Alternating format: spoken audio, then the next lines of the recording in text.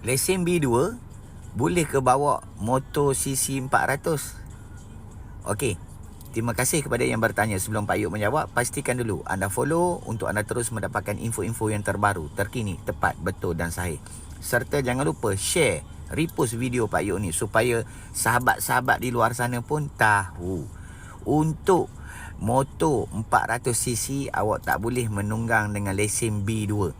Awak kena pergi ke AM untuk ambil balik, belajar dan ujian oleh JPJ untuk ambil lesen kelas B.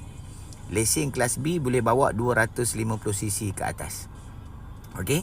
Kalau 250cc ke bawah, lesen B2 cukup. Tapi awak nak bawa motor 400cc. So kena ada lesen kelas B.